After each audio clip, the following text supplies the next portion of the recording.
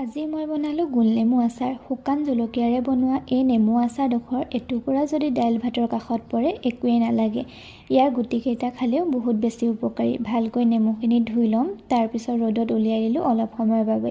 লগতে শুকান জলকীয়াকেইটাও ভালকৈ ধুই ৰ'দত মেলি দিছোঁ। ৰ'দত দিয়াৰ পিছত নেমুৰ পৰা পানী আঁতৰাত ভিতৰলৈ আনি ভালকৈ কাটি ল'লোঁ। কাটি লৈ আকৌ প্ৰায় 1.5 ঘণ্টামান ৰ'দতে এৰিলোঁ। এতিয়া আকৌ কেৰাহীত প্ৰয়োজনমতে মিঠাতেল দি ভালকৈ উতলাই ঠাণ্ডা কৰি ল'ম আৰু লগতে জলকীয়াখিনিও পিচি ল'লোঁ। তেলখিনি গৰম হৈ থাকোঁতে বাহিৰৰ পৰা নেমুখিনি আনি দি দিলোঁ। লগতে যিখিনি জলকীয়া গুড়ি পিচি ৰাখিছিলোঁ সেইখিনিও মই ইয়াত এড কৰি দিলোঁ। লগত ধনিয়া পাউডাৰ, জিৰা পাউডাৰ, গৰম মছলা, ৰেড চিলি পাউডাৰ, কাশ্মীৰ মিৰ্চ দি ভালকৈ গোটেইখিনি লৰাই ল'লোঁ। আৰু মই ইয়াত নিমখ প্ৰায় 3 চামুচমান দিছোঁ। লগতে জিৰা দি গোটেইখিনি ভালকৈ লৰাই ল'লোঁ। আৰু আপোনালোকেও এতিয়া যদি গোলনেমু আচাৰ বনোৱা নাই তেনেহ'লে বনাব। গোলনেমু উপকাৰিতাৰ বিষয়ে আপোনালোকে হয়তো জানেই নহয়। অলপ সময়ৰ বাবে ৰ'দত উলিয়াই দিলোঁ আৰু এয়া মোৰ গোলনেমু আচাৰ ৰেডি হৈ গ'ল। আজিলৈ আহিছোঁ, বাই বাই।